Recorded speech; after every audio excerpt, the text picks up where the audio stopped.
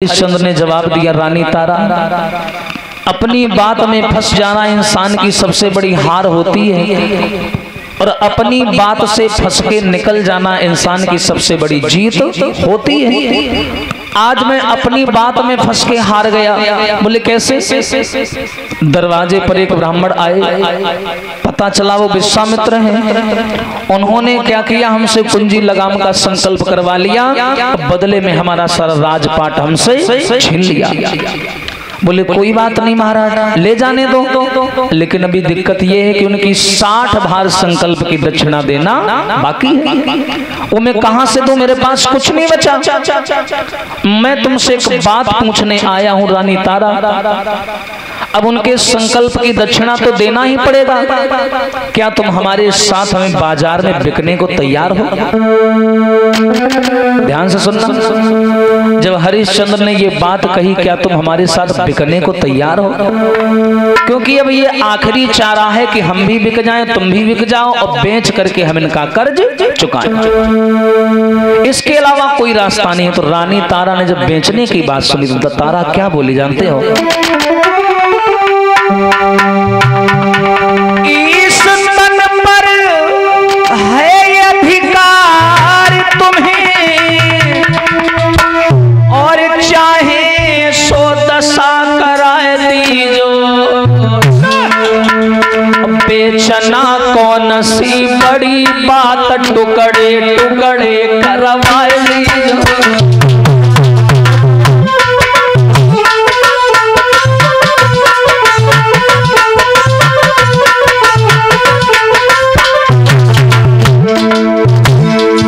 अरे ये तो बहुत छोटी बात कर दी तुमने, मैं तुम्हारी पत्नी हूँ, तुम बेचने की बात कर रहे, मैं तो कहती हूँ मेरे टुकड़े टुकड़े करवा दो, मुझे मंजूर है।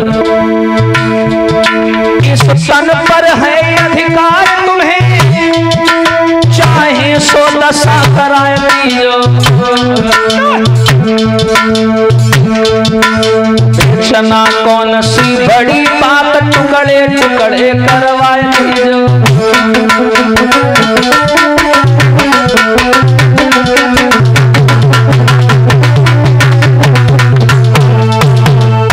अरे बेचना कौन सी बड़ी बात है, मैं तुम्हारी पत्नी हूँ और धीरज धर्म मित्र और नारी और आपदी काल पर रखियहूँ चारी। जब आदमी पर मुसीबत होती है, समाज के लोगों तो 4 चीजें उसकी मदद करती हैं, धीरज धर्म मित्र और नारी। अब मैं तो आपकी पत्नी हूँ, पूरा सहयोग है आपके प्रति, आप जो कहोगे हम तैयार हैं।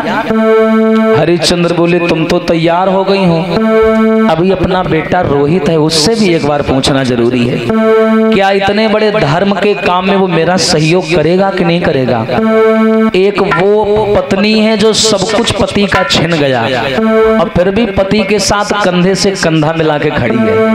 और आजकल अगर पति का सब कुछ छिन जाए तो औरतें पहले भागती मायके की ओर। हाँ सत्य बात है, पहले देखती हैं निकल ले, अपना बचाव सोचती हैं। लेकिन एक वो रानी तारा है जो पति का दामन पकड़े खड़ी है, मैं तुम्हें कभी छोड़ूंगी नहीं, तुम्हारा संपूर्ण सहयोग निभाऊंगी मैं। और याद रखना, ऐसी समाज की नारियां वो थी, लेकिन अब नारी का समाज दुश्मन बना क्यों जानते हो? नारी ने समाज को बहुत कुछ दिया, समाज के लोगों को। अरे नारी तनी बोरी भारी, जाके दुनिया बैर परी, नारी इतनी भोली भाली, जाके दुनिया बैर परी।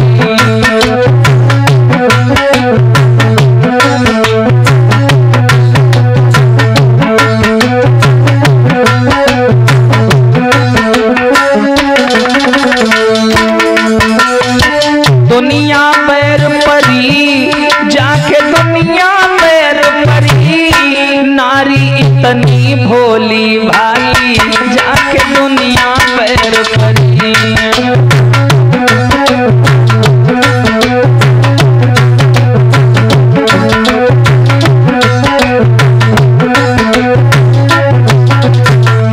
अब सुनना भैया, नारी ने समाज समाज को क्या दिया? नारी से ध्रुव प्रहलाद जन्मे, नारी से अवतारी। हाँ, नारी से ध्रुव प्रहलाद जन्मे, नारी से अवतारी। और नारी से भय रामचंद्र जी, धरती पर अवतारी। तारी जिनने दुनिया सारी, दुनिया में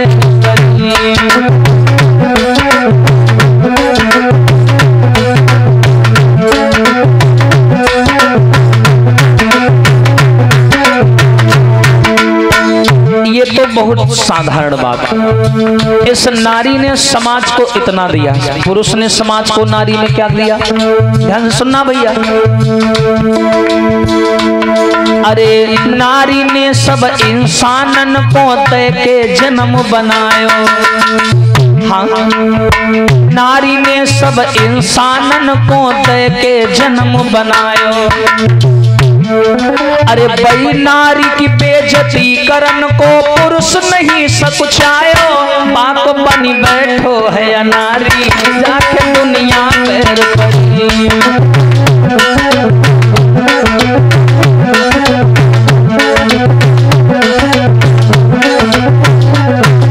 हाँ, नारी इतनी भोली भाली, जाके दुनिया पैर पड़ी।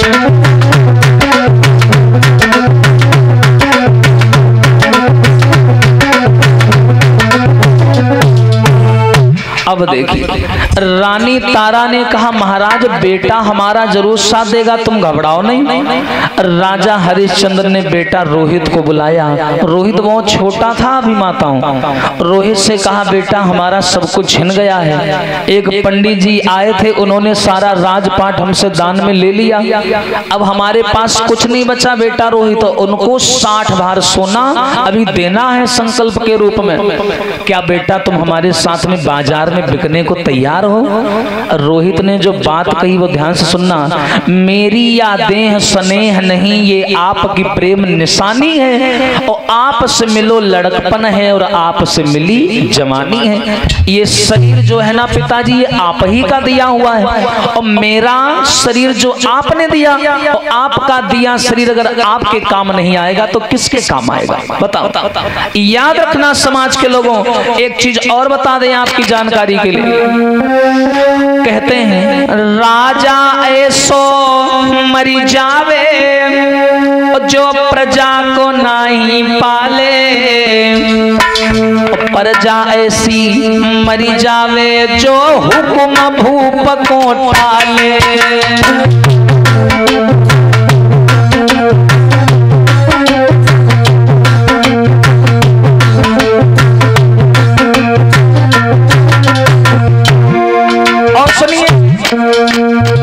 बेटा ऐसो मर जावे, जो पिता के काम न आवे।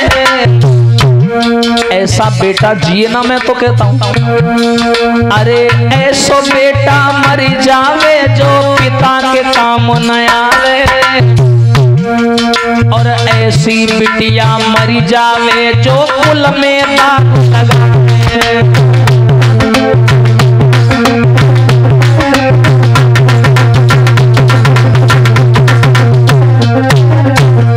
और सुनिए भैया, ऐसी तिरिया मरी जावे, जो परपति संगन ने हो लगावे। अरे ऐसे पुरुष को सांप डसे, जो पर नारी से नैन मिलावे।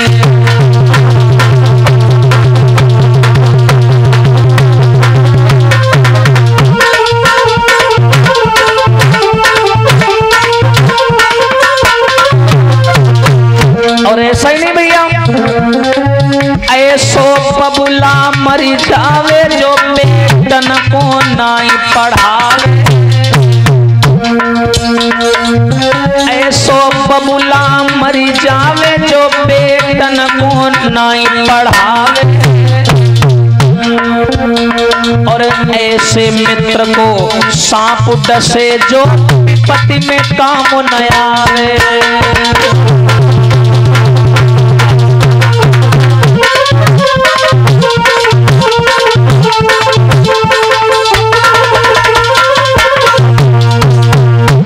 आज राजा हरिश्चंद्र ने देखा हमारी पत्नी भी हमारे सहयोग में खड़ी है, हमारा बेटा भी हमारे सहयोग में खड़ा है, अब काहे की चिंता जब पूरा परिवार हमारे साथ में है। हरिश्चंद्र ने क्या किया, समाज के लोग वहां से चले और विश्वामित्र के सामने सबको लेके आए। विश्वामित्र बोले यहाँ मेरा मुंह क्या देख रहे हो, अरे मेरा 60 बार सोना दो ना, अगर नहीं देने की ताकत है तो बिक जाओ कहीं, अब बिकने के बाद हमारा कर्ज चुकाओ। हरिश्चंद्र बोले महाराज तुम्हारे कहने से पहले ही हम लोगों ने बिकने का विचार बना लिया है। विश्वामित्र बोले तो ऐसे बिकने जाओगे, राजा महाराजाओं वाले कपड़े पहन के, ये उतारो, ये कपड़े भी हमारे हैं, उतारो सब, जो हम देंगे बदले में वही पहनोगे। अब तो भैया कपड़े भी उतरवा लिए, अब जो फटे पुराने विश्वामित्र ने दिए वही बेचारी रानी तारा ने पहने, और वही बेचारी रोहित ने पहना, वही राजा हरिश्चंद्र ने पहना। पहनने के बाद चल पड़े हैं, जब जाने लगे भिखारियों वाले वस्त्र पहनने लगे। अब विचार करिए समाज के लोगों को, अयोध्या का महान राजा अपनी मातृभूमि को त्याग रहा है तो कितनी तकलीफ हो रही होगी उसे। राजा हरिश्चंद्र दोनों हाथ जोड़ करके अपनी मातृभूमि को प्रणाम करने लगे। क्या कि हे मातृभूमि, अब मैं जा रहा हूं तुम्हें छोड़ के। सारी प्रजा चारों ओर से घेरे खड़ी रो रही, हाय अचानक वो कैसे गया, हमारा इतना न्याय प्रिय राजा और हमें छोड़ के जा रहा है, ये कैसे हुआ। प्रणाम करने लगे रानी तारा, हरिश्चंद्र, बेटा रोहित, तीनों एक साथ लाइन से खड़े हो गए और अपने महलों को प्रणाम करने लगे। कैसे, आप प्रणाम और करो राजधानी, अब प्रणाम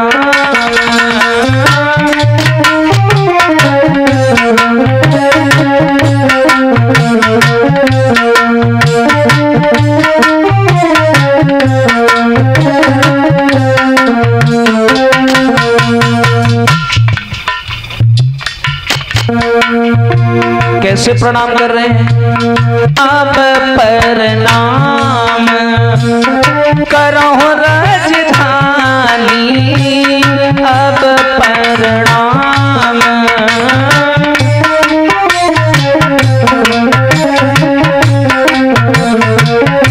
कैसे हो, आज तलक तू रही हमारी, अब हो गई वीरानी, आज तलक तू रही हमारी। ए भैया, आज तलक तू रही हमारी, अब हो गई वीरानी।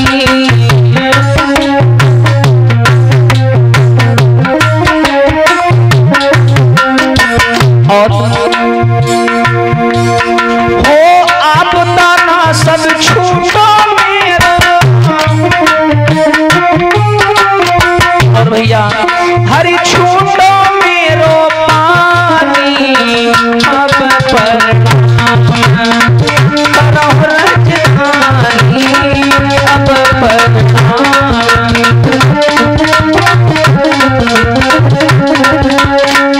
अब प्रणाम। राजा हरिश्चंद्र ने, रानी तारा ने, बेटा रोहित ने मिलकर के अपने घर को प्रणाम किया। आज छोड़ करके जा रहे हैं, तकलीफ हो रही है, और आज काशी नगरिया में बिकने को चल दिए बेचारे। विचार करिए, जब बिकने को जाने लगे प्रजा के लोग बोले महाराज हमें छोड़ के ना जाओ, हम कैसे रहेंगे। हाँ, हरिश्चंद्र ने जवाब दिया विश्वामित्र से, महाराज मैं जाते जाते एक बात कहना चाहता हूँ, मैंने अयोध्या में इतने दिन शासन किया, मैंने अपने जीते जी अपनी प्रजा को कभी दुख नहीं दिया, तो इतना एहसान करना कि मेरी प्रजा को कभी तकलीफ मत देना। विश्वामित्र ने जवाब दिया, ये प्रजा मेरी हो चुकी है, मैं इसे दुख दूं या सुख दूं ये मेरा अधिकार है, तुम्हें क्या मतलब, तुम सीधे चलो काशी में बिकने के लिए। शोका कुल नगरी भई, मनुआ भय उदास, उल्टा मुंह पर जागिरी, जब भूप चले बनवास। विचार करिए, जब दशरथ क्षमा करें, जब विश्वामित्र के साथ में हरिश्चंद्र जाने लगे तब हाय आज उल्टा मुंह सारी जनता गिर गई, पछाड़ खा करके लोग रोने लगे अयोध्या के। बोले महाराज हरिश्चंद्र मत जाओ। अब उस अयोध्या की नारियां रानी तारा को घेरे खड़ी हैं, बहन मत जाओ, बहन मत जाओ, हम तुम्हें सेवा करके खिलाएंगे, महारानी मत जाओ मत जाओ। जो रोहित के उम्र के लड़का थे वो रोहित को पकड़े खड़े, भैया मत जाओ मत जाओ। लेकिन क्या करें, मजबूरी जाना तो पड़ेगा। क्या बोले हरिश्चंद्र और क्या बोली है अयोध्या की जनता के सुनी करी गए रे मोरे और रामायवध नगरिया, सुनी करी गए रे मोरे रामायवध नगरिया, सुनी करी गए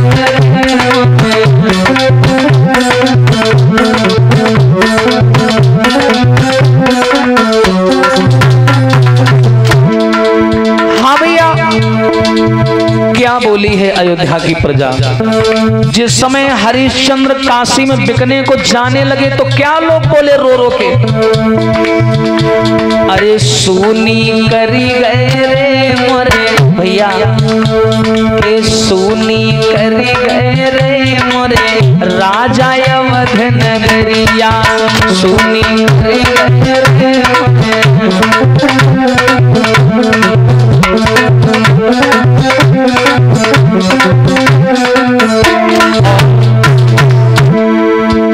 हरि तोड़ी चले महलों से नाता और पकड़ी मन की डगरिया, सुनी करी गए रे मोरे राजा अवध नगरिया, सुनी करी गए रे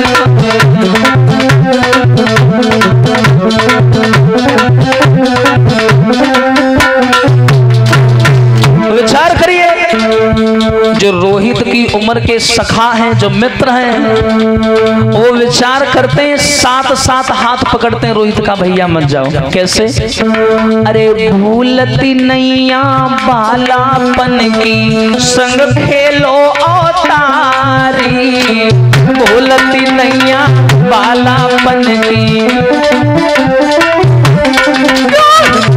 अरे भूलती नैया बालापन की संग खेलो अवतारी,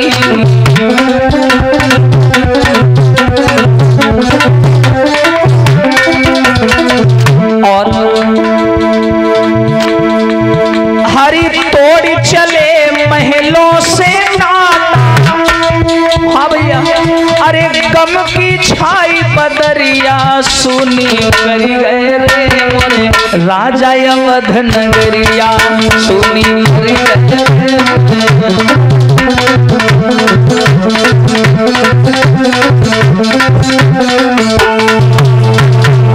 आज जिस समय समाज के लोगों राजा हरिश्चंद्र काशी को बिकने के लिए जाने लगे तो उस अयोध्या की जनता त्राही त्राही करने लगी, चिल्लाने लगी, लोग रोने लगे, बिलबिलाने लगे।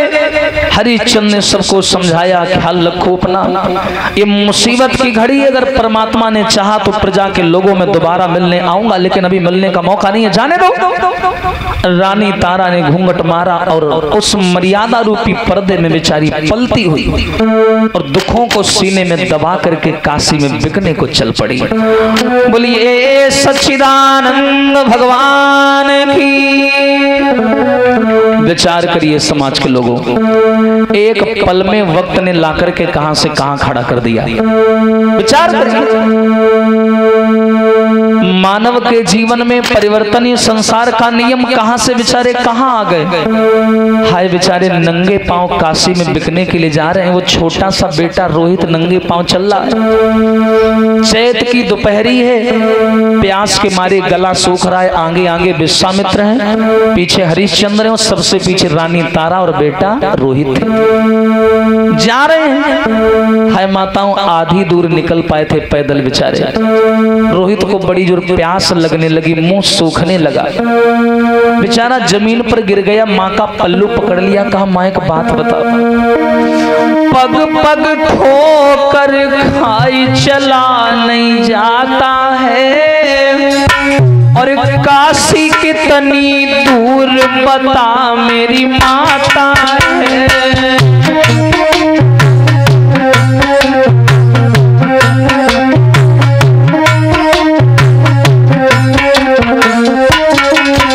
माँ मोए प्यास लगी है भारी, कोई पानी दे पिलाई।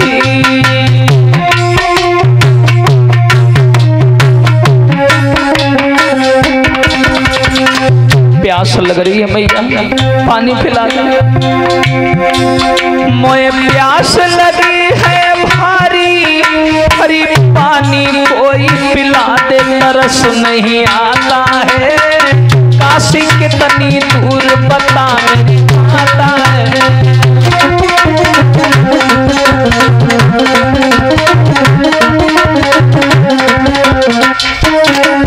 माँ प्यास लग रही है, पानी पिला दो। हाय जैसे तारा ने पानी का नाम सुना, कांप गई चारों ओर, देखने लगी पानी की एक बूंद नहीं दिखाई पड़ी। बोली हाय अब क्या करें। रोहित बोला मैया मैं भूख लगी है भारी, कब भोजन देव खवाई।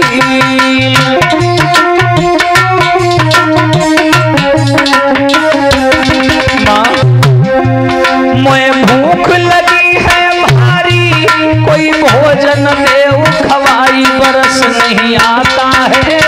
काशी कितनी दूर बता मेरी माता है।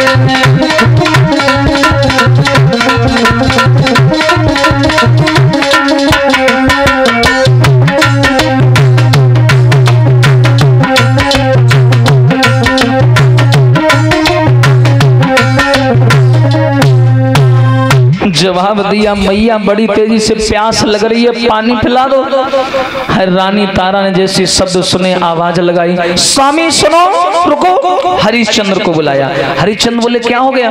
जवाब दिया महाराज बेटा रोहित को प्यास लग रही है, उससे बड़ी तकलीफ हो रही है, एक काम करो थोड़ा पानी पिला दो और थोड़ा हम लोग छाया में बैठ के आराम कर लें, फिर उसके बाद में आगे बढ़ेंगे। हरिश्चंद्र बोले रानी तारा पागल हो गई हो, मैंने संकल्प लिया था कि जब तक मैं ब्राह्मण देवता का कर्ज चुका नहीं दूंगा तब तक इस राज्य का अन्न दाना पानी ग्रहण नहीं करूंगा। मैं सूर्यवंशी हूँ और तुम शायद एक बात भूल गई हो रानी तारा। क्या रघुकुल रीति सदा चली आई, पर प्राण जाए पर वचन जाई। हम सुवंश से आते हैं इसलिए मैं अपने वचन को त्याग नहीं सकता। बस थोड़ी दूर की और बात है, थोड़ा हिम्मत कर लो, बस थोड़ी देर में हम लोग काशी पहुंच जाएंगे। लेकिन भैया माँ की ममता बड़ी वैसी होती है, माँ अपने बेटा को तड़पते कभी नहीं देख सकती। थोड़ी दूर मैया ने क्या किया, बेटा रोहित को गोद में ले लिया।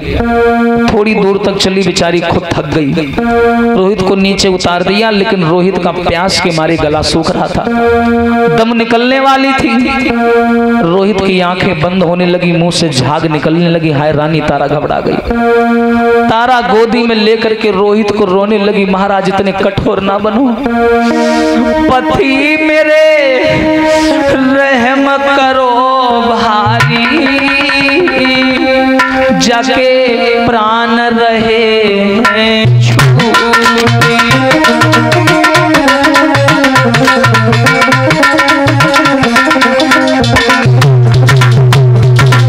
स्वामी अरे इतने कठोर ना बनो, अरे पति मेरे रहम करो भारी, जाके प्राण रहे हैं छूटे।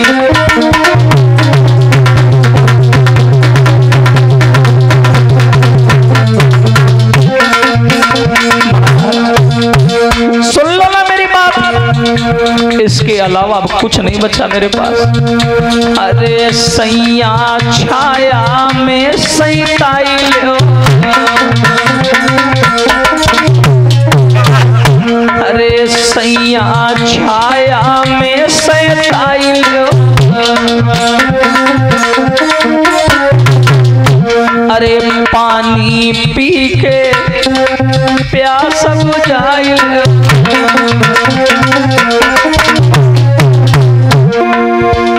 हरे मरी रहो बेटा, हरी माई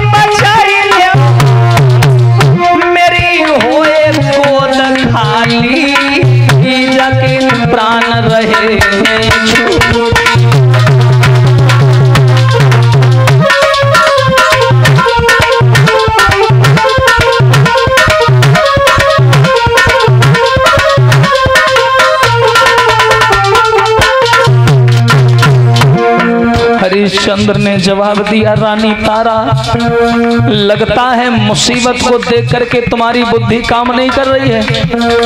अरे तुम हरिश्चंद्र की पत्नी हो। तारा, रोहित के ऊपर साड़ी से थोड़ी हवा कर दो, होश आ जाएगा। थोड़ी हिम्मत रखो, ये मुसीबत की घड़ी है। तुम्हें नहीं मालूम अगर मैं यहाँ पानी पीऊंगा ना तो पाप लगेगा, पाप। थोड़ी हिम्मत करो, थोड़ी हिम्मत करो। और सुन ले रानी तारा, हरि मन को धर ले धी,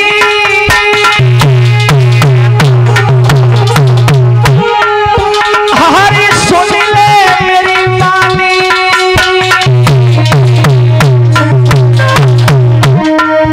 कछु थोड़ी रही गई शेष हमारी रजत। थोड़ी सी बात, थोड़ी दूर हिम्मत कर ले, थोड़ी सी राजधानी अपनी शेष बची है। हरी जो हम खाई राज में खाना, मेरे सर पाप चढ़े मनमाना। अरे सबर करो रानी, कछु थोड़ी रही गई शेष हमारी राजधानी।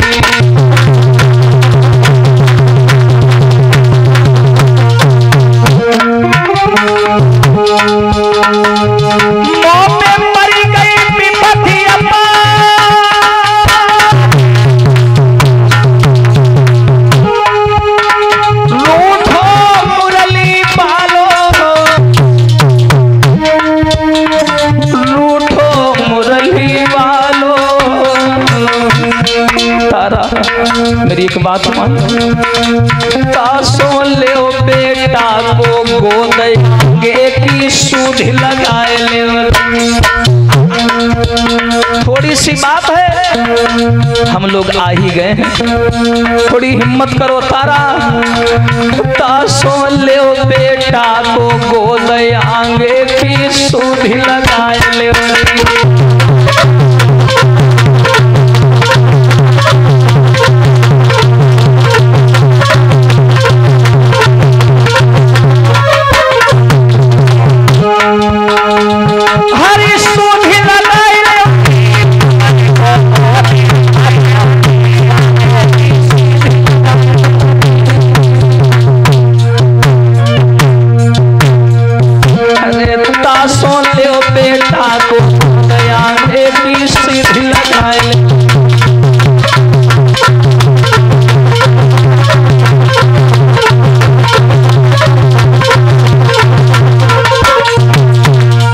जवाब दिया है तारा, थोड़ी सी हिम्मत कर लो रानी, हम लोग बस मंजिल के करीब आ गए हैं। तारा ने जवाब दिया, महाराज मैं इसकी माँ हूँ, माँ के सामने बेटा तड़प रहा होगा, माँ अपने आप को समझा नहीं पाएगी। माँ की ममता कैसी है ये बांझ लुगाई क्या जाने, और जाके न गई हुए पाँव बिमाई सो पीर पराई क्या जाने।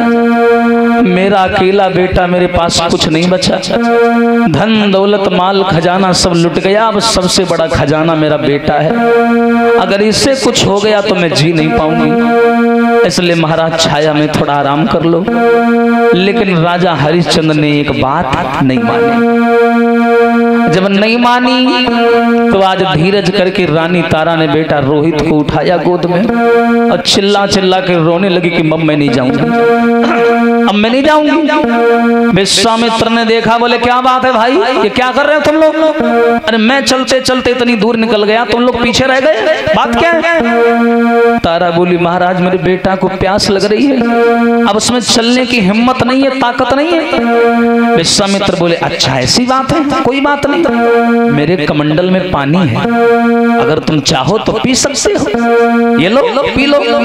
हाँ इतना कहा नहीं, हिम्मत करके रोहित उठ गया। रोहित ने जवाब दिया, महाराज बेटा रोहित ने जवाब दयो, आप तो विप्रवर ज्ञानी है, पानी की हमें जरूरत क्या, हम खुद ही पानी पानी है। हमें पानी की जरूरत नहीं महाराज, चलिए चल रहे हम आपके पीछे, चलिए।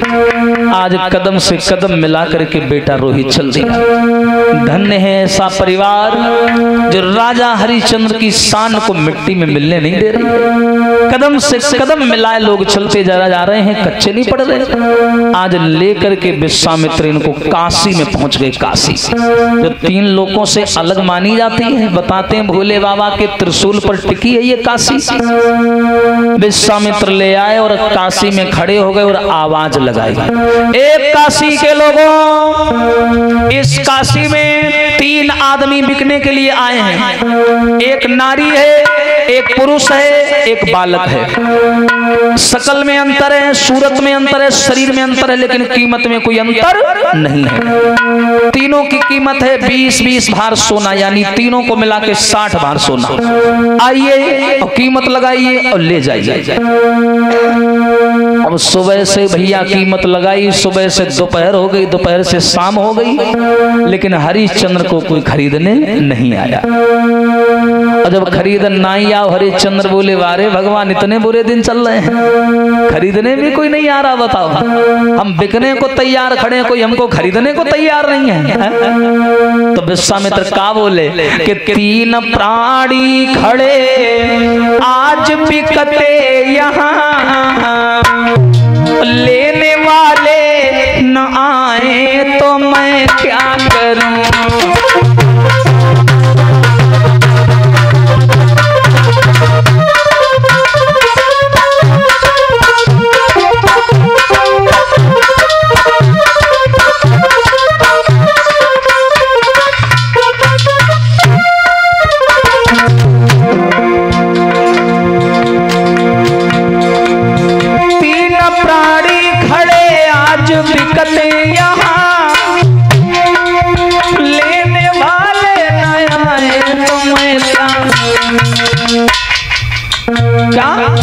थोड़ी कीमत है कोई ज्यादा नहीं, फिर भी ले ना सके तो मैं क्या करूं।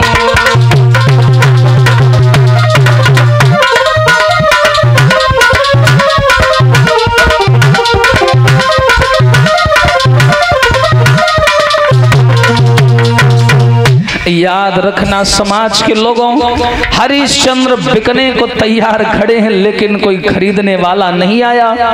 और जब खरीदने वाला नहीं आया, सुबह से शाम हो गई, कोई नहीं आया। हरिश्चंद्र बोले राम राम, इतने बुरे दिन आ गए, मैं बिकने को तैयार खड़ा हूं, कोई नहीं आ रहा। तभी क्या हुआ कि उन भीड़ को चीरता हुआ, उस भीड़ को चीरता हुआ एक ब्राह्मण वहां पर आ गया।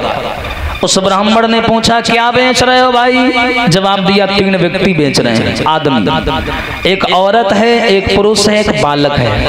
तीनों की शकल सूरत में अंतर हो सकता है, लेकिन कीमत में अंतर नहीं है, 20-20 भार सोना है। जैसे ये शब्द सुने हैं, जवाब दिया क्या, किसको लेना चाहते? जवाब दिया पंडित जी ने हमें और कुछ नहीं चाहिए, ये बालक और ये पत्नी हमें दे दो, जो औरत खड़ी है। 40 भार सोना देकर के ब्राह्मण ने रानी तारा और रोहित को खरीद लिया।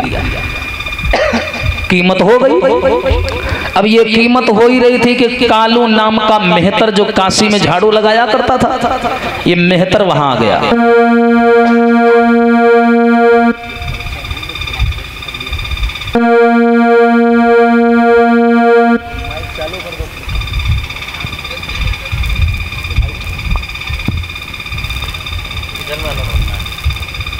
दोनों बोलने, दोनों। हेलो। उसने जवाब दिया इसकी कीमत हमें बता दो, ये हट्टा कट्टा नौजवान है, हमारे घर में काम करेगा, इसे आप हमें दे दो।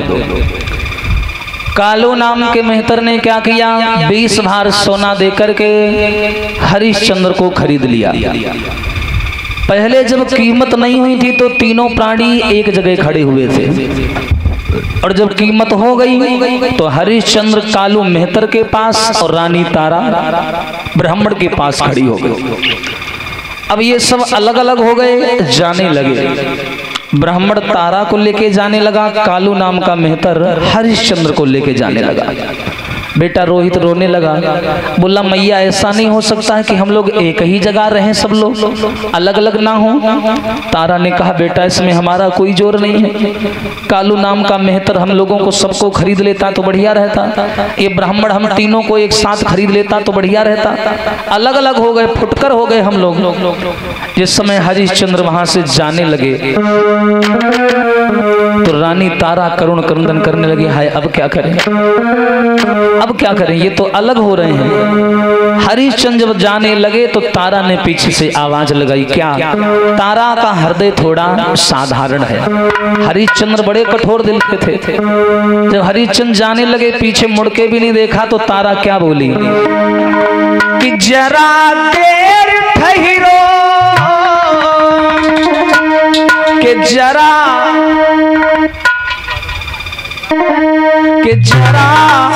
देर ठहरो, तो फिर क्या नहीं है, क्योंकि अभी मैंने जी भर के देखा नहीं, क्योंकि अभी मैंने जी भर के देखा।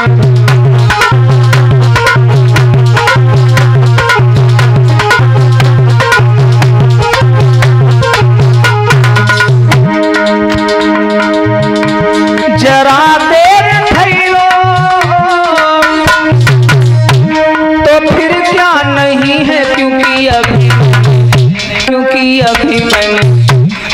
अभी मैंने जी भर के देखा।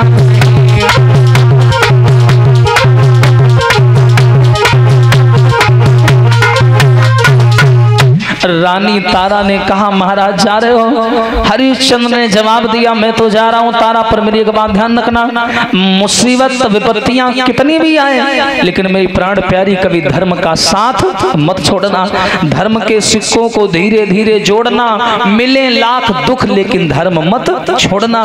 इतना बोल करके हरिश्चंद्र को लेके वो चला गया और तारा को लेके ब्राह्मण घर पे आ गया। रानी तारा को उसने काम दिया कि तुम जूठे बर्तन मांजोगी और हमारे घर में आए हुए लोगों का काम करोगी, यानी भोजन बनाओगी। रोहित से कह दिया तुम दरवाजे पर खड़े हो जाओ, चौकीदारी करना, और समय आने पर बगीचा जाकर के फूल तोड़ के लाते रहना। कालू नाम का मेहतर हरिश्चंद्र को लेकर के घर आया, उसने हाथ में झाड़ू पकड़ा दी, पकड़, और पूरी काशी की गलियों में जहां तक भी हमारा ठेका है वहां झाड़ू लगा और उसके बाद में पानी भर के लाना। वाह जी वाह, वो सूर्यवंशी राजा, मैं तो ये नहीं समझ पा रहा हूं कि वो अपने मन को कैसे समझाते होंगे। जो लाखों लोगों को हुक्म देने वाला आज एक मेहतर के कहने पर जी हजूरी बजा रहा है कि राजा से बनी गए भिखारी और समय तेरी बलिहारी। अरे राजा से बनी गए भिखारी बखत तेरी बलिहारी।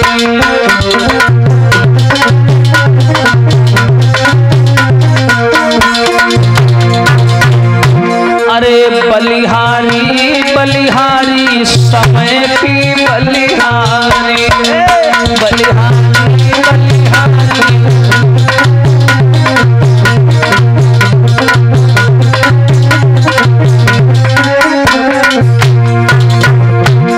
इसीलिए बोला गया भैया क्या, सदा दिन एक से किसी के न गुजरते देख, इंसान दुनिया में चढ़ते उतरते देख।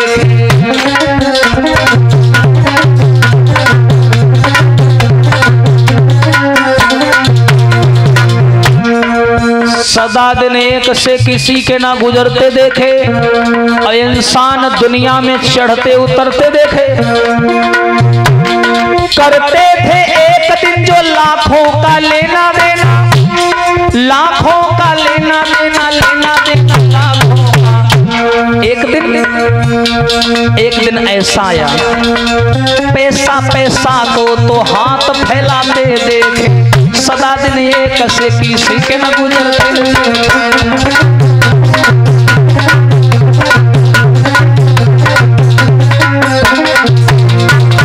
लेकिन समाज के लोगों, मानव के जीवन में अच्छाइयां बुराइयां ये तो कुदरत के नजारे हैं। अब प्यासे तो वो भी रह जाते हैं जो दरिया के किनारे, जो करते थे न्याय दूसरों का जज बनकर, एक दिन उन्हीं को कटघरे में खड़े देखे, सदा दिन एक से किसी के ना गुजरते देखे। करते थे जो इलाज दूसरों का डॉक्टर बनकर, एक दिन उन्हीं को हॉस्पिटल में पड़े देखे, सदा दिन एक से किसी के ना गुजरते देखे। अरे राजा से बन गए भिखारी, समय की बलिहारी।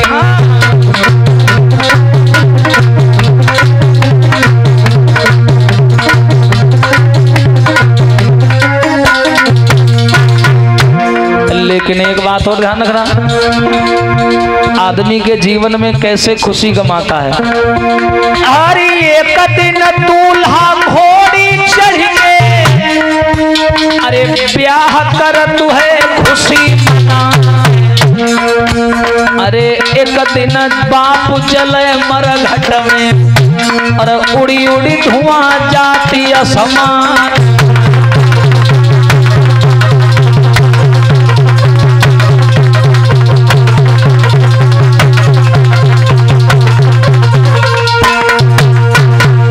विचार करिए, राजा से भिखारी बन गए बेचारे हरिश्चंद्र, काशी की गलियों में झाड़ू लगाने लगे, घड़ा भर करके लाने लगे, नदियों से पानी भर करके लाने लगे। और जब नदी से पानी भर करके लाने लगे समाज के लोगों, तो कालू नाम के मेहतर ने थोड़े से चावल और नमक मिला करके इनको थाली फेंक दी, ले खा ले। बेचारे हारे थके हरिश्चंद्र थे, दिन भर काम किया था, सोचा था शाम को भोजन मिलेगा, थोड़ी राहत मिलेगी। और जैसे ही बेचारे हरिश्चंद्र हाथ मुंह धो करके कुल्ला मंजन करके खाना खाने बैठे, विश्वामित्र ब्राह्मण तो पीछे लगे ही थे। एक दरिद्र फकीर का भेष बनाया, दरिद्र का भेष, और कोढ़ी का भेष बना करके ये हरिश्चंद्र के सामने आए और पेट पकड़ के रोने लगे।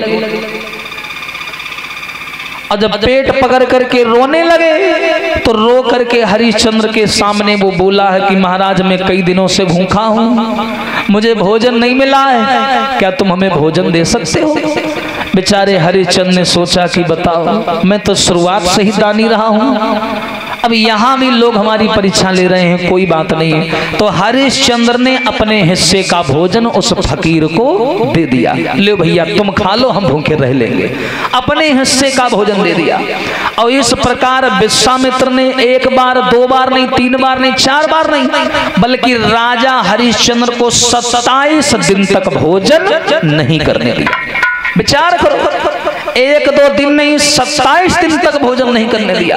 अब विचार करो माताओं, जब 27 दिन कोई भोजन नहीं करेगा तो क्या हालत हो जाएगी। शरीर कमजोर हो गया, हाड़ हाड़ दिखाई देने लगे, मांस खत्म हो गया।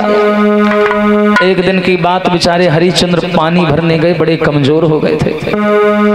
पानी भरा और भरने के बाद में जब घड़ा उठाने की बारी आई, तो शरीर में इतनी ताकत नहीं थी कि बेचारे घड़ा उठा लेते। बेचारे वहीं बैठ गए खोपड़ी पकड़ करके, क्या करें। तब तक क्या देखा कि रानी तारा, उनकी जो पत्नी थी हरिश्चंद्र की, जो रानी तारा थी, वो बेचारी क्या किया, उसने घड़ा लेकर के पानी भरने आई, वहां पर पानी भरने आई। हाय, जैसे रानी तारा को देखा हरिश्चंद्र खुश हो गए, मेरी पत्नी आ गई। हरिश्चंद्र ने पूछा कैसी हो तारा। तारा बोली मैं ठीक हूँ, आप कैसे हो। मैं भी ठीक हूँ। महाराज आपको खाना नहीं मिलता, बड़े कमजोर हो गए हो। नहीं, वो हाँ हो जाता है, कभी कभी चिंता रहती है ना। अच्छा, रोहित कैसा है। वो भी ठीक है। तारा एक मदद कर दोगी मेरी। क्या। अरे तारा उठवाए दे गगरिया, मेरी जल से भरी।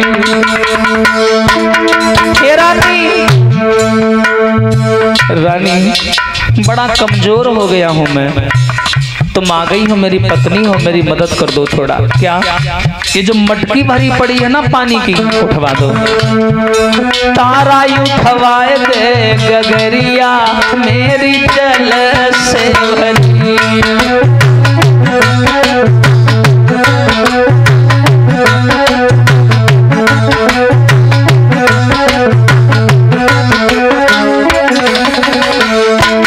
और क्या बोले हरिश्चंद्र। अरे 27 दिन हुई गए प्यारी, मैंने खाना तक नहीं खायो।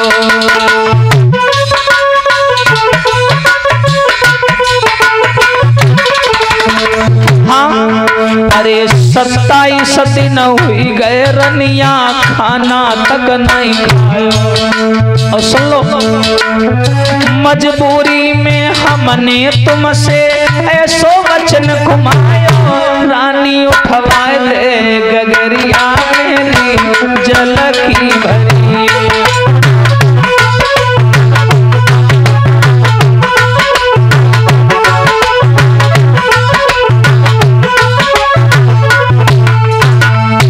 जैसे ही राजा हरिश्चंद्र ने इन शब्दों का इस्तेमाल किया और सम्मानीय श्रीमान आदरणीय प्रधान जी, सम्मानीय पूजनीय बाबा श्री हारे का सहारा खाटू श्याम हमारा, कल दिन में आदरणीय हमारे बाबा जी की पावन कथा होगी, यानी खाटू श्याम जी की जो पावन चर्चा है वो आप सभी लोगों को सुनने को मिलेगी। प्रधान जी की ओर से ये निवेदन है। और ये खाटू श्याम की उत्पत्ति कहाँ से हुई, कहाँ से इनका प्रादुर्भाव हुआ, हमारे द्वारा आप लोग ये पावन चर्चा सुनेंगे। बोलिए कन्हैया लाल की। राजा हरिश्चंद्र ने कहा, क्या तुम ये घड़ा उठवा सकती हो? रानी तारा ने जवाब दिया, महाराज माफ करना, मैं एक ब्राह्मण के घर में काम करती हूँ, तुम एक मेहतर के घर में काम करते हो। मेरा घड़ा ब्राह्मण का घड़ा है और तुम्हारा घड़ा मेहतर का घड़ा है। मैंने अगर तुम्हारा घड़ा छू लिया तो मैं अछूत हो जाऊंगी, इसलिए मैं तुम्हारे घड़े में हाथ नहीं लगाऊंगी। विचार करो, ये वही तारा है जो एक बात पर बिक गई थी, एक बात पर रानी तारा बिक गई थी, लेकिन आज वही रानी तारा ने पीठ दिखा दी हरिश्चंद्र को। लेकिन अंदर अंदर हरिश्चंद्र बड़े खुश हुए कि रानी तारा ने धर्म नहीं छोड़ा, लेकिन बाहर बाहर कहने लगे, क्या तारा तुम मेरी पत्नी होकर के तुम ऐसा बोल रही हो? अरे मेरा शरीर देखो, मेरे से चला नहीं जा रहा, मैं कैसे उठाऊंगा? रानी तारा बोली, वो सब मैं नहीं जानती, अब तुम मेरे पति हो तो इसके लिए तुम्हारी इतनी मदद कर सकती हूँ। क्या? एक अकल बता रही हूँ तुम्हें दे क्या कली बताई है, ले जल में घुसी ले उठाई है,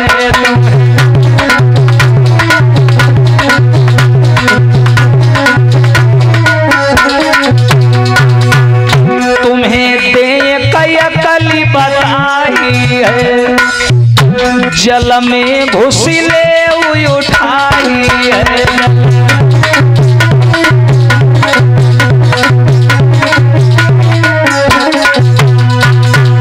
जवाब दिया, महाराज मैं घड़ा तो नहीं उठा सकती, लेकिन तुम्हें अकल बता रही हूँ, पानी के अंदर घुस जाओ, फिर शरीर तुम्हारा हल्का हो जाएगा और शरीर का यानी घड़े का वजन भी कम हो जाएगा, शरीर में ताकत आ जाएगी और घड़ा आसानी से उठ जाएगा। उठा लीजिए महाराज। आज रानी तारा ने अपना घड़ा भरा, इतना बोल करके सीधे वो चली गई। हरिश्चंद्र वहीं खड़े खड़े देखते रहे, वारे परमात्मा, ऐसी विपत्ति की घड़ी की आज पत्नी भी साथ छोड़ गई, पत्नी ने भी साथ छोड़ दिया। वाजिबा संगत का असर था, क्योंकि तारा ऐसे घर में पल रही थी कि वहां यही शिक्षा दी जाती। हाँ, करती क्या बेचारी। अब रानी तारा तो चली गई, अब हरिश्चंद्र बेचारे पानी में घुसे, घड़ा उठाया, सर पर रखा, जब तक पानी में रहे तब तक बल बना रहा।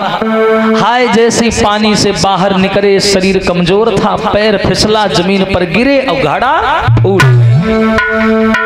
जैसे घड़ा फूटा, वहां से बेचारे रोते रोते आए और कालू नाम के मेहतर ने पूछा, हरिया अरे घड़ा कहां डालाया, पानी क्यों नहीं लाया? हरिश्चंद्र बोले, महाराज घड़ा फूट गया। फूट गया? कैसे फूट गया? तू अंधा हो गया था क्या? जवाब दिया, महाराज मेरा शरीर कमजोर हो गया। शरीर कमजोर हो गया? कैसे कमजोर हो गया? इतना दाना पानी तुझे खाना रोज मिलता, वो सब जाता कौन? बोले, महाराज क्या करूं, खाना मिलता है, खाने बैठता हूं, कोई ना कोई फकीर आ जाता है, उसे देना पड़ता है, मुझसे देखा नहीं जाता, मैं करूं क्या? मैं उसको दे देता हूं, स्वयं भूखा रह जाता हूं। अब तुम ही बताओ क्या करूं? उसने उठाया डंडा और हरिश्चंद्र को मारने लगा। विचार करिए, ऐसी होती है विपत्ति की घड़ी। जब हरिश्चंद्र को हरिया मारने लगा, वो सूर्यवंशी क्षत्रिय कुल का राजा रो करके बोला, समय चाहे कछु करवाई ले और होनी बड़ी है बलवान।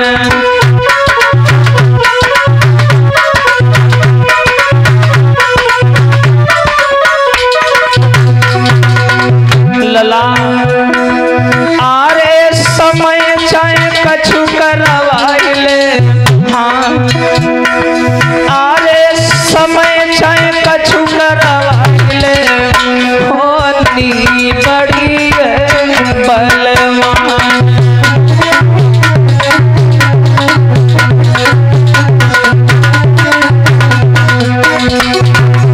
क्या करें, ये कोई अकेला मैं नहीं हूं, सबका समय ऐसे ही बदला, आज मेरा भी बदल गया, क्या करूं।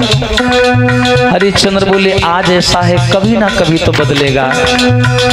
और याद रखना समाज के लोगों, हरिश्चंद्र से शिक्षा ले लो। धन मिला है तो धन कब चला जाए कोई नहीं जानता, बल मिला है बल कब चला जाए कोई नहीं जानता, सुंदरता मिली है वो सुंदरता कब कुरूप का कारण बन जाए कोई नहीं जानता।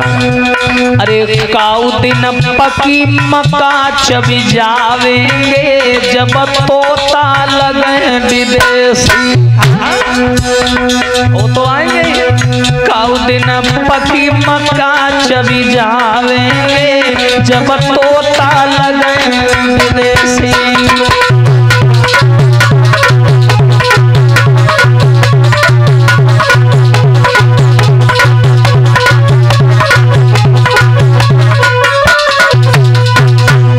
राजा हरिश्चंद्र को मारने लगा, बोला काम से निकाल दूंगा तुझे। हरिश्चंद्र बोले, महाराज काम से ना निकालो, कुछ और काम हमें दे दो, लेकिन काम से मत निकालो, कुछ मत करो। जवाब दिया, अगर तो ऐसी बात है सुन, तुम मरघटिया बन जा, मरघट में रखवाली कर। हरिश्चंद्र बोले, महाराज मरघटिया से वो घटिया काम अगर कोई हो वो हमें दे दो, वो हमें मंजूर है, लेकिन हमें आप छोड़ो मत, निकालो मत।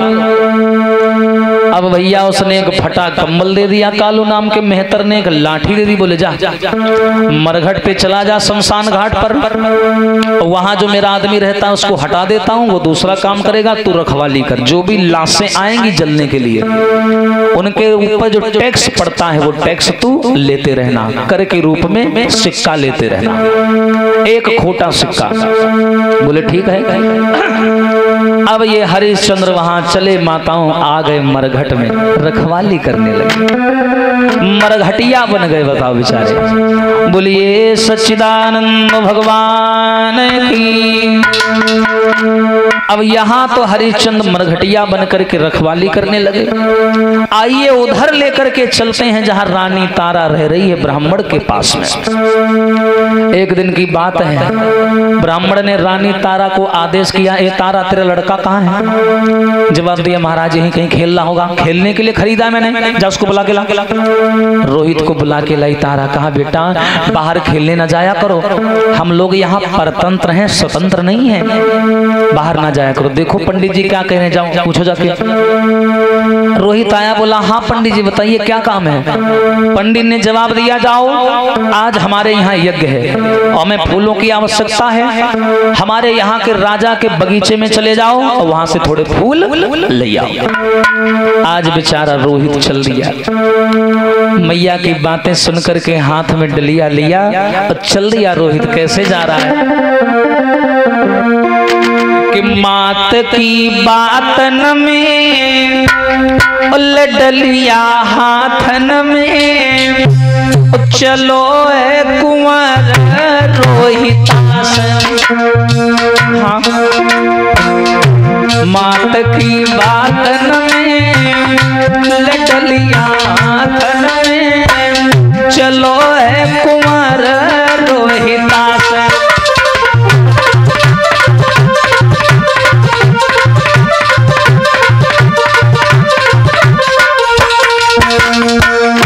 के पहुँचो फूल बाग के पास, मात की बातन में के डलिया हाथन में, कुंवर चलो है रोहितास।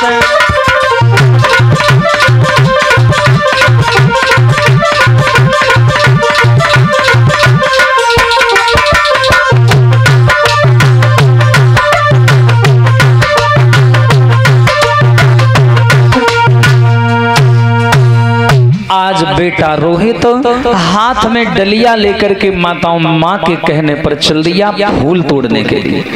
जैसे ही बेचारा बगीचे में आया, विश्वामित्र मृत्यु की भांति पीछा कर रहे थे उसका। अब ये बेचारा बगीचे में आया, फूल तोड़ तोड़ करके डलिया में डालने लगा। रोहित ने देखा एक फूल बड़ा सुंदर है, पीला पीला फूल था। रोहित को बड़ा अच्छा लगा। रोहित ने सोचा ये फूल लेके जाऊंगा तो पंडित जी बड़े खुश हो जाएंगे। हाय बेचारे ने जैसे उस फूल की ओर हाथ बढ़ाया, विश्वामित्र काले नाग का भेष बना करके आए, उसी फूल के पीछे छिपके बैठ गए। और जैसे नाग का भेष बना करके बैठे, रोहित ने हाथ बढ़ाया। आहा, क्या किया? जैसे बेटा ने हाथ बढ़ाया, अरे फूल तोड़न के काजे कुंवर ने हाथ बढ़ायो।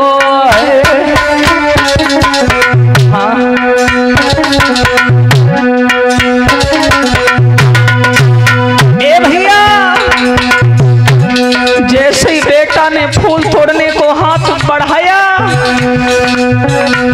अरे वहीं पे बैठो नागा आए उंगली में खायो।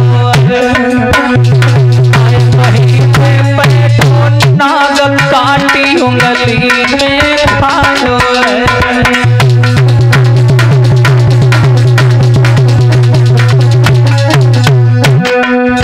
जैसे ही बेटा रोहित ने हाथ बढ़ाया, काला नाग बन करके विश्वामित्र ने रोहित के हाथ में काट लिया। हाय काला नाग कहा, वो 10-15 साल का बच्चा। अरे लला की हालत बिगड़ गई, हालत बिगड़ गई। अरे ऐठन लगो शरीर की, मुंह से झागे गिरन लगी। ऐठन लगो शरीर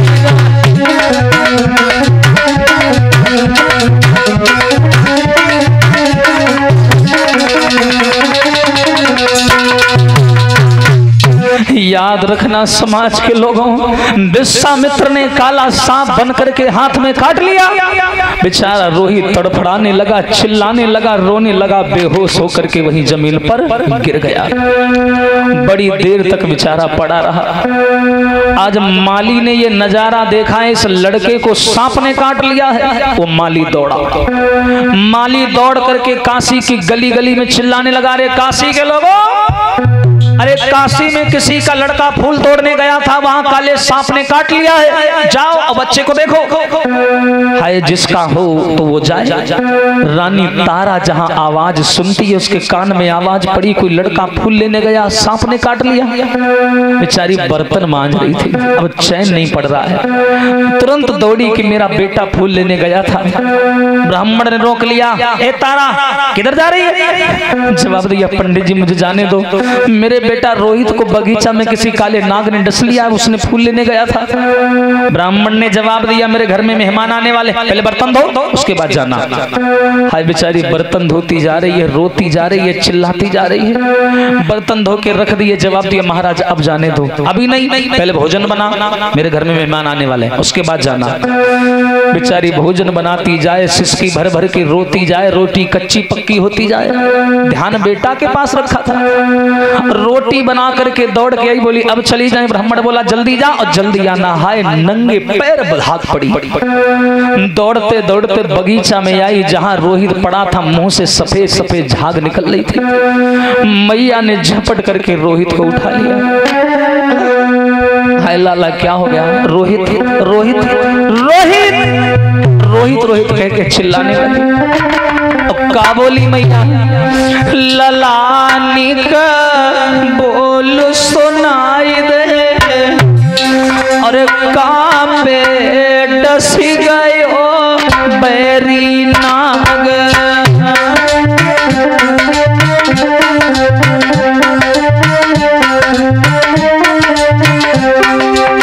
बेटा बोलो ना, बोलो ना क्या हुआ, कहाँ काटा सांप ने, बोलो ना, मैं मर जाऊंगी तुम्हारे बिना बेटा। अरे कुंवरन का बोल सुनाई दे, अरे भैया हरि का पे डसी गयो भैरी नाग। बेटा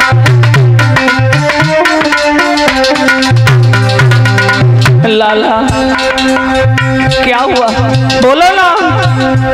फूल को बागन में आयो को, हाथ में बिसियर ने खायो, हाथ में। अरे शिवम मेरी बात बनाई रे बेटा, अरे शिवम मेरी बात बनाई रे, कहाँ पे डस गयो बहरी नाग।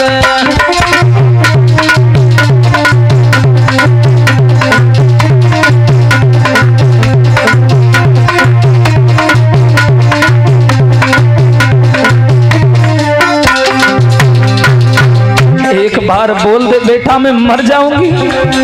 मैया रोहित के गाल लगाती हाथ, बेटा बोलो ना, बोलो ना। रोहित मूर्छित पड़ा हुआ था, बेटा बोलो ना, मेरा पति छूट गया, घरवार छूट गया, सब छूट गया, बोलो ना। तुम बिना नहीं जी पाऊं, तुम बिना लाला कैसे रहूंगी मैं। अरे कुंवर मैये समझ आई रे बेटा, अरे लाला मैये समझ आई रे, कहाँ पे डस गयो बैरी नाग।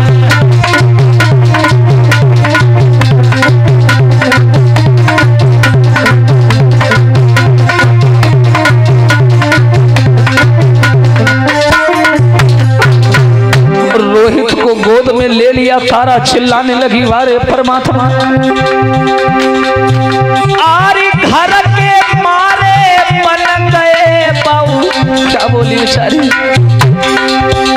अरे घर के मारे बन गए बाऊ, बन में सुलगी गैया।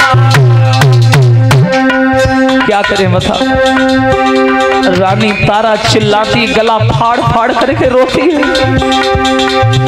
हरी घर के मारे बन गए बाऊ, बन में सुलग गैया। क्या करूं मैं, कहाँ जाऊं। बेटा रोहित एक बार बोल दे, अगर तू नहीं बोला मैं भी तेरे साथ मर जाऊंगी।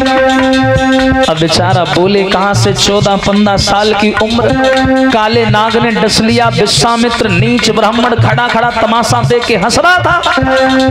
हाँ भैया, और आज कुछ उनके हितैषी उनके चरणों की धूल बने बैठे हैं, उनको अपना आइडल मानते हैं। अरे इतिहास उठा करके देखो, इन्होंने तुम्हारा कभी भला नहीं किया, हमेशा तुम्हें नीचा दिखाया और तुम इनकी पूजा करते हो। क्या बोली है रानी तारा।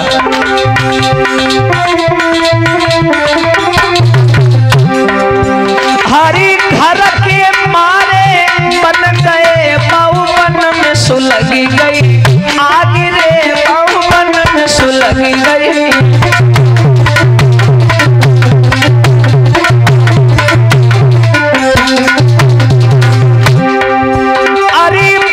बिचारो का करे जब कर्म में लागी आग रे, जब कर्म में लागी।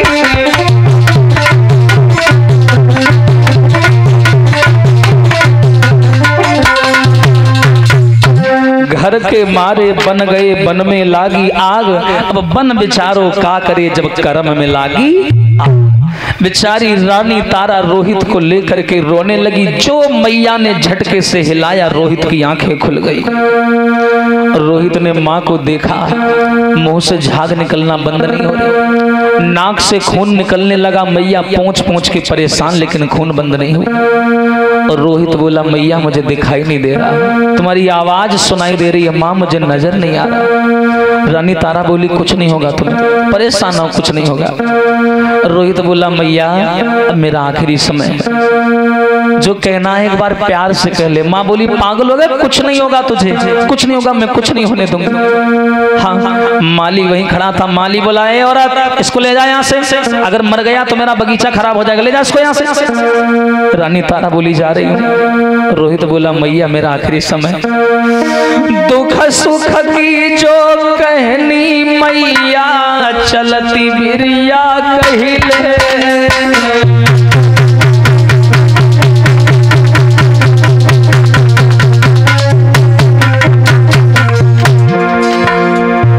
हे मैया अब मेरे प्राण निकल जाएंगे, मैं बचूंगा नहीं माँ, जो कहना है कह ले।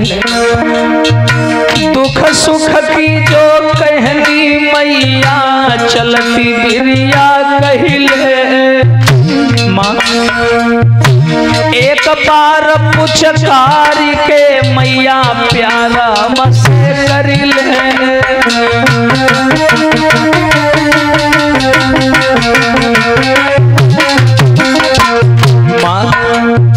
एक बार गले से लगा के प्यार कर ले, मैं बचूंगा नहीं। मेरी माँ तक रखियो हर पल धर्म को ध्यान, इतनी कही के तब रोहित ने छोड़े अपने प्राण। मैया बिलखती रह गई बगिया से जब बेटा रमी गो। मैया बिलखती रह गई बगिया से जब सुवना उड़ी गो।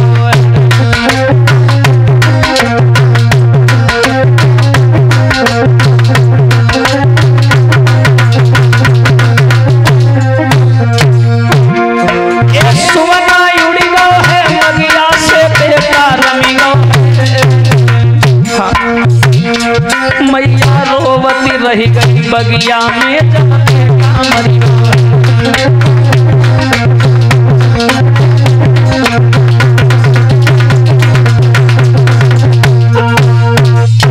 याद रखना समाज के लोगों, विचार करिए उस माँ की क्या हालत हुई होगी उस समय, जिस मैया की गोद में पड़े पड़े उसके बेटा ने अपने प्राण छोड़ दिए।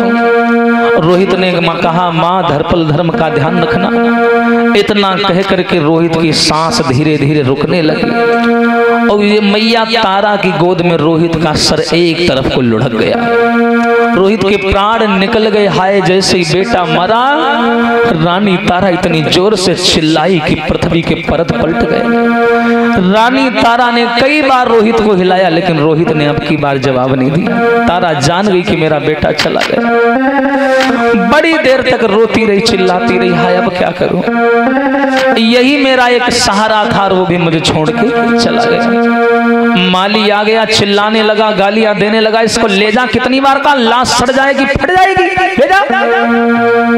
आज बेचारी के पास रोहित के ऊपर डालने के लिए कफन तक नहीं था। कफन बेचारी मैया ने अपनी साड़ी को फाड़ करके अपने बेटा के ऊपर कफन डाला। अरे गोदी लई लला की लाश, मरघट जाई रही माँ तू बिचारी।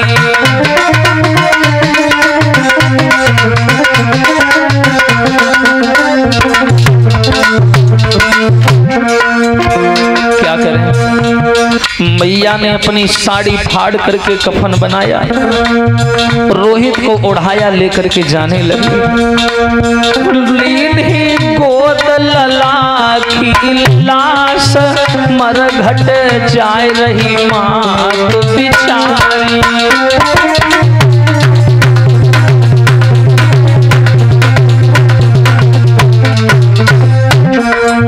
विचार करिए, अपनी साड़ी का टुकड़ा फाड़ करके बेटा को उड़ाया, लपेट करके गोदी में उठा करके जा रही। मैं तो शब्दों से सुना रहा हूं, आप सब सुन रहे हो, लेकिन गहराई से सोचना कि उस समय माँ की स्थिति क्या हो रही होगी। बेटा को पुचकारती है, मीठा लेवे और पुचकार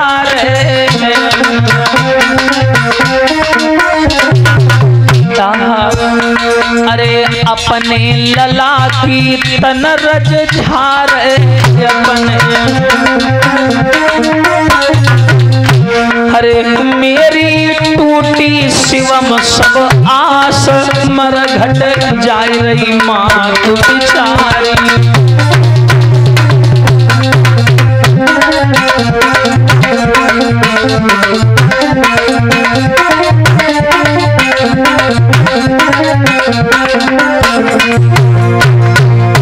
आज वो मैया रोहित को लेके मरघट की ओर जा रही है। देखने वाले देवता कलेजा फट रहा है, पर करे क्या, धर्म के बंधन में बंधे हैं, कर भी नहीं सकते कुछ। तारा लेकर के बेटा को चल पड़े।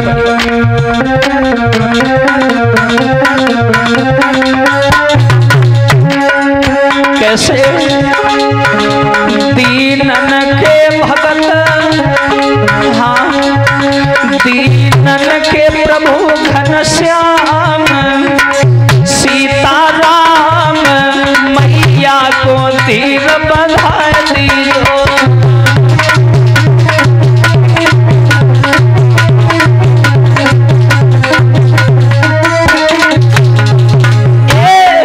अरे दीनन के प्रभु भगवान सीताराम मैया को धीर बंधा दियो।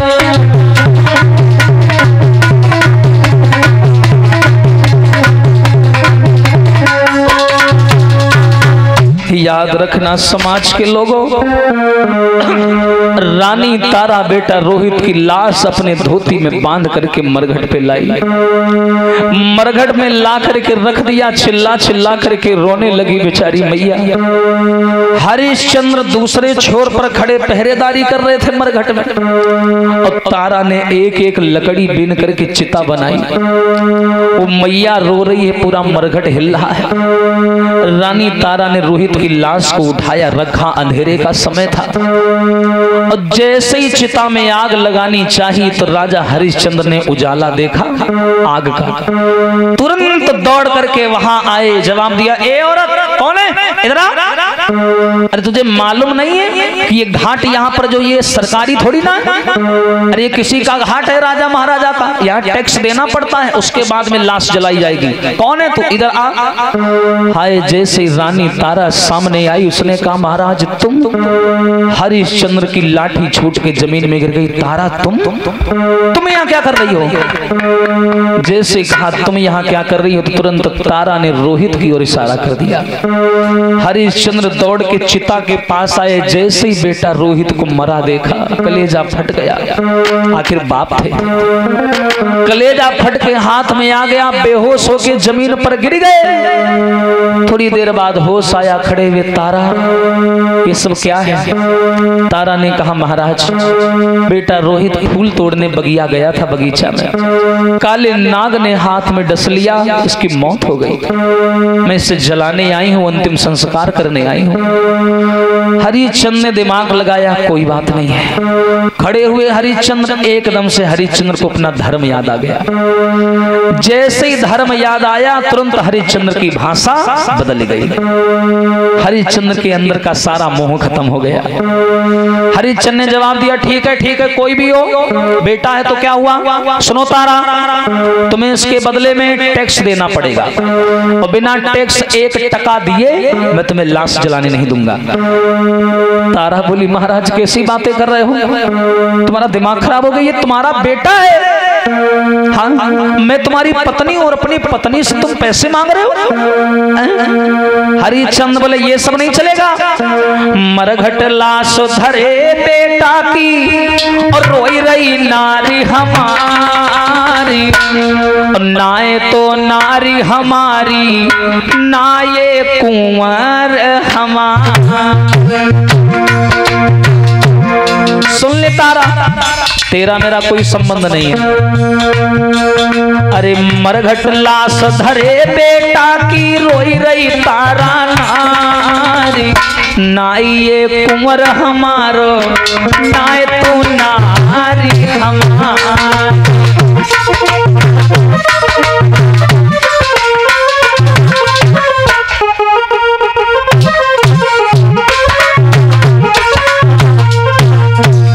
ए तारा, पैसा लाओ पैसा, बिना एक सिक्का दिए मैं लाश को जलाने नहीं दूंगा। हाँ कैसे? हरिश्चंद्र अपना धर्म नहीं भूले। जवाब दिया, सुन ले मेरी बात। अरे बादी जलाओ लाश टका दो कर को है, अरे कालू को है घाट नाई मेरे घर को है। हाँ अरे बादी जलाओ लाश टका दो कर को है, अरे कालू को है घाट नाई मेरे घर को है। अरे काहे बात बिगाड़े रानी और क्यों रही धर्म बिगाड़ी, नाए तू नारी हमारी नाए तुम्हारे।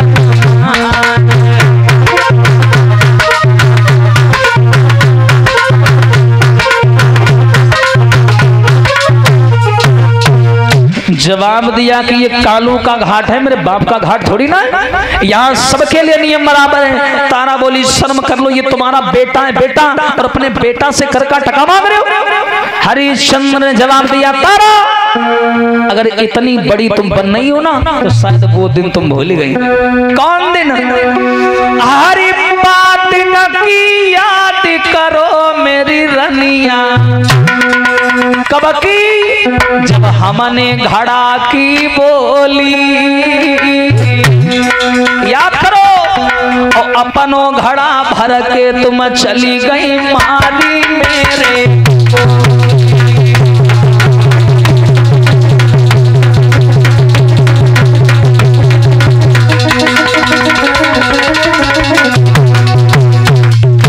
तारा आज बड़ी पंडिताइन बन रही हो, धर्म सिखा रही हो।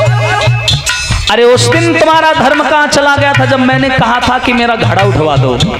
तब तुम क्या कह रही थी कि मैं ब्राह्मण के घर में काम करती हूँ, तुम मेहतर के घर में काम करते हो। तो जाओ पैसा लेके आओ ब्राह्मण के यहाँ से, तभी ये लड़का जलेगा, ऐसे जलेगा नहीं। अरे हम हैं धर्म के पक्के रानी, अरे हम हैं धर्म के पक्के रानी, और ना पीछे पैर हटाऊं, और अरे जब तक टका नहीं देगी नहीं लाश जला।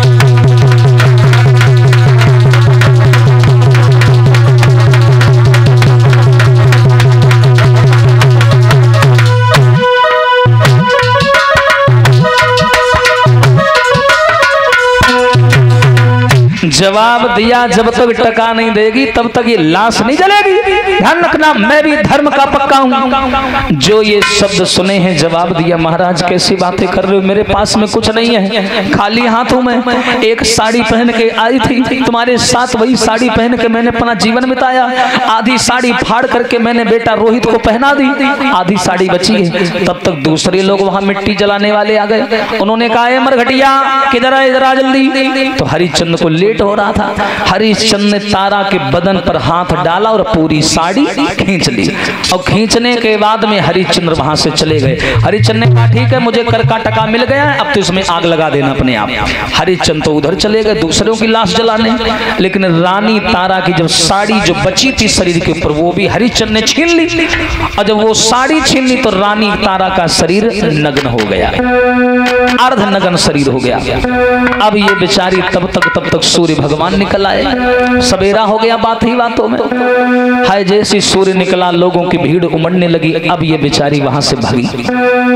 भागने के बाद में समाज के लोगों, काशी में एक सती मंदिर है, सती मंदिर, रोहित को जलाया नहीं गया, लाश वैसी पड़ी थी वहां। सती मंदिर में तारा गई बेचारी। सती मंदिर में नग्न शरीर था, नग्न, और नग्न शरीर में मंदिर में छुप गई, लोक लज्जा के मारे, शर्म के मारे। लेकिन विश्वामित्र ने पीछा नहीं छोड़ा। विश्वामित्र ने क्या किया, एक छोटा सा जानवर मारा, जानवर, और जानवर मार करके उसका मांस और उसका कटोरे में खून निकाल करके, रानी तारा बेचारी सती मंदिर में सो रही थी। दुख में नींद बहुत आती भैया। हाँ, रानी तारा भूख प्यास से व्याकुल मंदिर में सो रही थी। ये विश्वामित्र मरे हुए जानवर का खून लाए और रानी तारा के मुंह में लगा दिया और चारों ओर खून फैला दिया, मांस के टुकड़े डाल दिए मंदिर में। है।